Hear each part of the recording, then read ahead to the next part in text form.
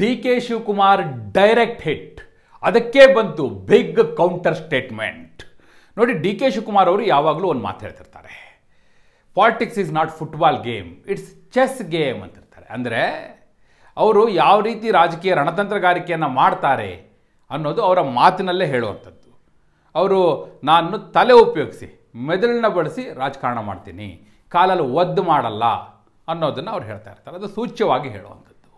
ಈಗ for the first time, ಅದರಲ್ಲೂ ಕಾಂಗ್ರೆಸ್ ಸರ್ಕಾರ ಅಧಿಕಾರಕ್ಕೆ ಬಂದ ನಂತರ ಕಳೆದ 1.25 ವರ್ಷದಲ್ಲಿ ಮೊಟ್ಟ ಮೊದಲ ಬಾರಿಗೆ D K Shivakumar direct hit ಮಾಡಿದ್ದಾರೆ.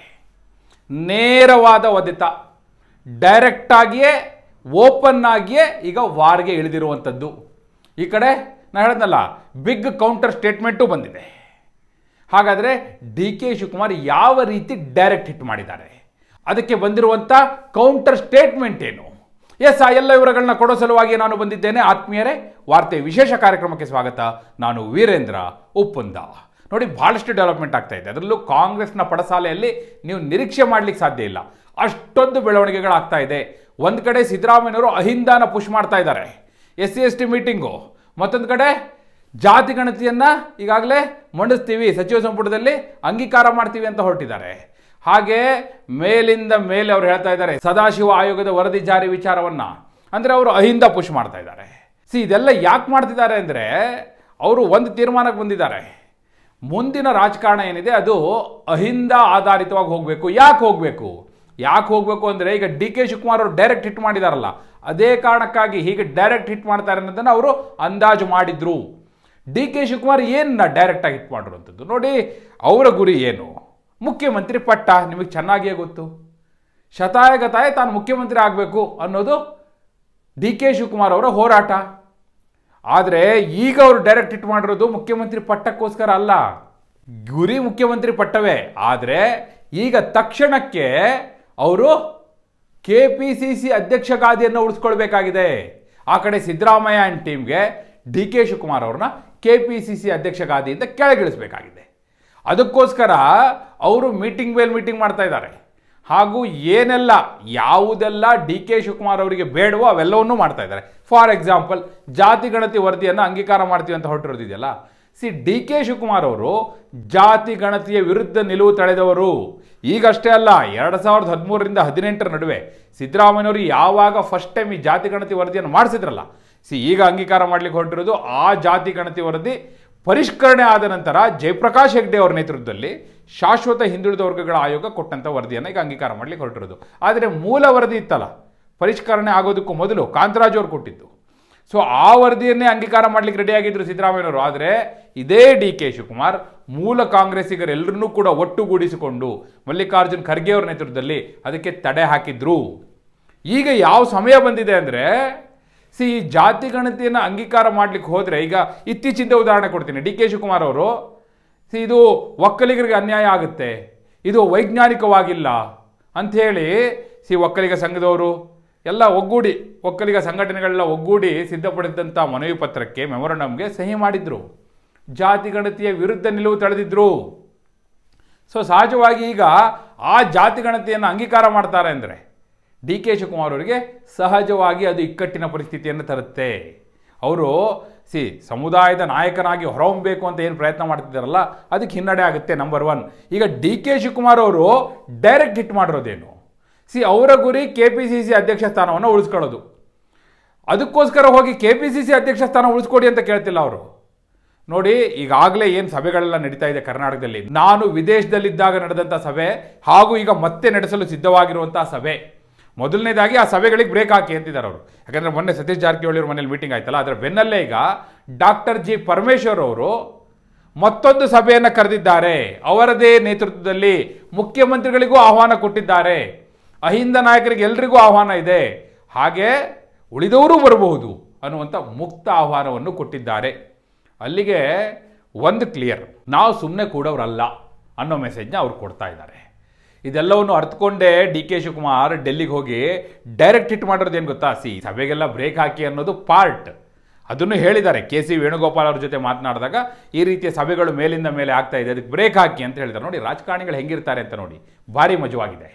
ಹೊರಗಡೆ ಬಂದು ಏನಂದ್ರು ಅವರು, ನಿನ್ನೆ ಮೀಡಿಯಾ ಮುಂದೆ ಏನು ಹೇಳಿದ್ರು ಡಿ ಕೆ ಶಿವಕುಮಾರ್ ಅವರು, ಏನೋ ಅವರು ಊಟಕ್ಕೆ ಕೂತಿದ್ರು, ಎಲ್ಲ ಊಟಕ್ಕೆ ಸೇರಿದ್ರು, ಆ ಊಟದಲ್ಲಿ ರಾಜಕೀಯ ಬೆರೆಸಬೇಡಿ ಅಂತಲಿ ಮಾಧ್ಯಮದವರಿಗೆ ಪಾಠ ಮಾಡಿದ್ರು. ಆದರೆ ಈ ಕಡೆ ವೇಣುಗೋಪಾಲ್ ಹತ್ರ ಹೋಗಿ ನೋಡಿ ಊಟದ ನೆಪದಲ್ಲಿ ರಾಜಕೀಯ ಮಾಡ್ತಾ ಇದ್ದಾರೆ ಅಂತಲಿ ಅಲ್ಲೋಗಿ ಕಂಪ್ಲೇಂಟ್ ಮಾಡಿದ್ರು. ಈ ಕಡೆ ಮೀಡಿಯಾದವರಿಗೆ ನೀವು ಊಟದಲ್ಲಿ ರಾಜಕೀಯ ಬೆರೆಸ್ತಾ ಇದ್ದೀರಿ ಅಂತಲಿ ನಮಗೆ ಹೇಳಿದ್ರು. ಆ ಕಡೆ ಹೈಕಮಾಂಡ್ ಹತ್ರ ಹೋಗಿ ಸಿದ್ದರಾಮಯ್ಯನವರು, ಪರಮೇಶ್ವರು, ಸತೀಶ್ ಜಾರಕಿಹೊಳಿ ಊಟದ ಹೆಸರಲ್ಲಿ ರಾಜಕೀಯ ಮಾಡ್ತಾ ಇದ್ದಾರೆ ಅಂತ ಹೇಳಿದ್ರು. ರಾಜಕಾರಣಿಗಳು ಹಾಗೆ ಹೇಳೋದೊಂದು ಮಾಡೋದೊಂದು. ಅವರು ಏನನ್ನ ಹೇಳ್ತಾ ಇರ್ತಾರೋ ಹೊರಗಡೆ, ಒಳಗಡೆ ಅದಕ್ಕೆ ಆಪೋಸಿಟ್, ಡೆಡ್ಲಿ ಆಪೋಸಿಟ್ ಮಾಡ್ತಾ ಇರ್ತಾರೆ.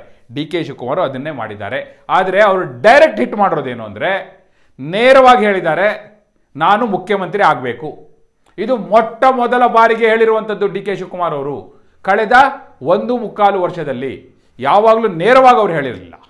ಅವರು ರಣದೀಪ್ ಸಿಂಗ್ ಸುರ್ಜೇವಾಲಾ ಅವ್ರ ಹತ್ರ ಹೇಳ್ತಾ ಇದ್ರು, ನೋಡಿ ಸಿದ್ದರಾಮಯ್ಯವ್ರಿಗೆ ಮಾತಾಡಿ ಅಂತ ಅವ್ರನ್ನ ಪುಷ್ ಮಾಡ್ತಾ ಇದ್ರು. ರಣದೀಪ್ ಸಿಂಗ್ ಸುರ್ಜೇವಾಲಾ ಅವರು ಒಂದು ರೀತಿ ಡಿ ಕೆ ಶಿವಕುಮಾರ್ ಹೇಳಿದ್ರೆ ಕೇಳೋ ರೀತಿಯಲ್ಲಿ ಇದ್ದಾರೆ ಅವರು. ಹಾಗಾಗಿ ಅವ್ರ ಹತ್ರ ಹೇಳ್ತಾ ಇದ್ರು. ಆದರೆ ವೇಣುಗೋಪಾಲ್ ಹಾಗಿಲ್ಲ, ರಾಹುಲ್ ಗಾಂಧಿ ಹಾಗಿಲ್ಲ, ಸೋನಿಯಾ ಗಾಂಧಿ ಅವರು ಹಾಗಿಲ್ಲ. ಈಗ ಫಾರ್ ದಿ ಫಸ್ಟ್ ಟೈಮ್ ನೋಡಿ, ಯಾವಾಗ ಕಾಂಗ್ರೆಸ್ಗೆ ಬಹುಮತ ಬಂತಲ್ಲ ವಿಧಾನಸಭಾ ಚುನಾವಣೆಯಲ್ಲಿ, ಹಾಗೆ ಬಹುಮತ ಬಂದಾಗ ದೆಹಲಿಯಲ್ಲಿ ಮ್ಯಾರಥಾನ್ ಮೀಟಿಂಗ್ ನಡೆದಾಗ ಡಿ ಕೆ ಶಿವಕುಮಾರ್ ಕೇಳಿದರು ನಾನು ಸಿ ಎಂ ಆಗಬೇಕು ಅಂತ. ಅದು ಹೈಕಮಾಂಡ್ ಸುತಾರಾಮ್ ಒಪ್ಪಲಿಲ್ಲ. ಅದಾದ ನಂತರ ಈಗಲೇ ಮೊಟ್ಟ ಮೊದಲ ಬಾರಿಗೆ ವೇಣುಗೋಪಾಲ್ ಹತ್ರ ಪ್ರಸ್ತಾವ ಮಾಡಿದ್ದಾರೆ. ಅಷ್ಟೇ ಅಲ್ಲ, ರಾಹುಲ್ ಗಾಂಧಿ ಅವರ ಅಪಾಯಿಂಟ್ಮೆಂಟ್ ಕೇಳಿದ್ದಾರೆ, ಸೋನಿಯಾ ಗಾಂಧಿ ಅವರ ಅಪಾಯಿಂಟ್ಮೆಂಟ್ ಕೇಳಿದ್ದಾರೆ.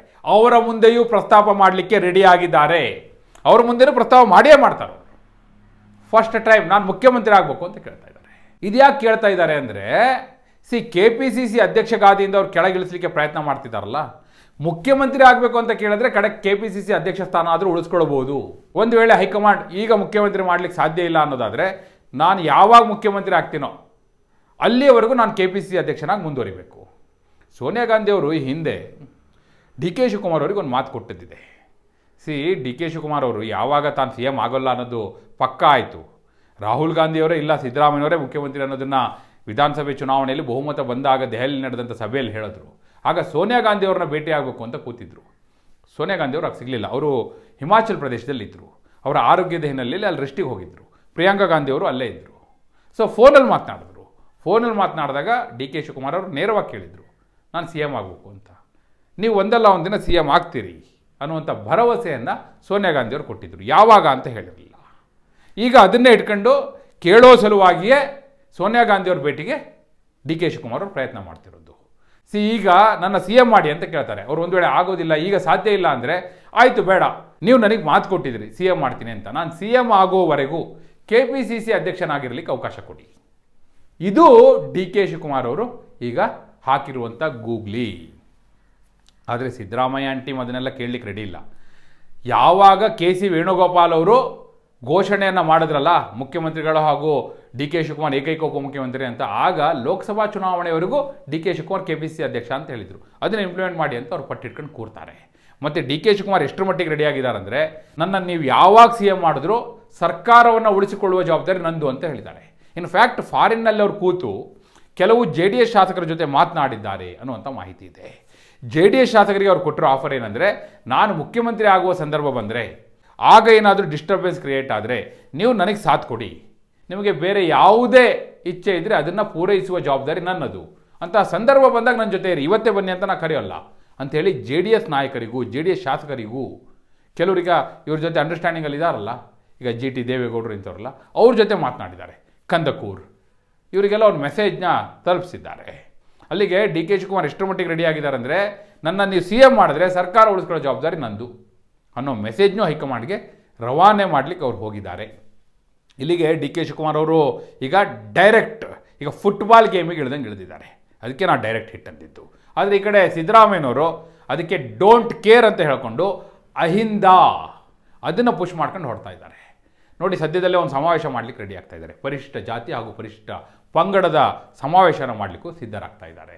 ಅದರ ಬೆನ್ನಿಗೆ ಮುಂದೆ ಬಹುಶಃ ನೆಕ್ಸ್ಟ್ ನವೆಂಬರಲ್ಲಿ ಕನಕದಾಸರ ಜಯಂತಿಯ ಸಂದರ್ಭದಲ್ಲಿ ಮತ್ತೊಂದು ಸಿದ್ದರಾಮೋತ್ಸವ ನಡೆಯುವಂಥ ಸಾಧ್ಯತೆಯೂ ಕೂಡ ನಿಚ್ಚಳವಾಗಿದೆ. ಅಂದರೆ ಸಿದ್ದರಾಮಯ್ಯನವರು ಕೂಡ ಅವರ ಏಟಿಗೆ ಎದಿರೇಟು, ಸೇರಿಗೆ ಸವ್ವಾ ಸೇರು ಸಿದ್ಧರಾಗಿದ್ದಾರೆ. ಈ ಏಟು ಎದಿರೇಟಿನಲ್ಲಿ ಗೆಲ್ಲೋದ್ಯಾರು? ಡಿ ಕೆ ಶಿವಕುಮಾರ್ ಗೆಲ್ತಾರ, ಸಿದ್ದರಾಮಯ್ಯ ಟೀಮ್ ಗೆಲ್ತಾರ? ಈ ಮದಗಜಗಳ ಯುದ್ಧ ಪ್ರತಿಷ್ಠೆಯ ಹೋರಾಟದಲ್ಲಿ ಅಂತಿಮವಾಗಿ ವಿಜಯ ಯಾರದ್ದು? ಎಸ್, ನಿಮ್ಮ ಅಭಿಪ್ರಾಯವನ್ನು ಕಮೆಂಟ್ ಮೂಲಕ ತಿಳಿಸಿ. ಹಾಗೆ ನೀವಿನ್ನು ವಾರ್ತೆ ಚಾನಲ್ನ ಸಬ್ಸ್ಕ್ರೈಬ್ ಮಾಡಿಲ್ಲ ಅಂದರೆ ಈಗಲೇ ಸಬ್ಸ್ಕ್ರೈಬ್ ಮಾಡಿ. ಧನ್ಯವಾದ.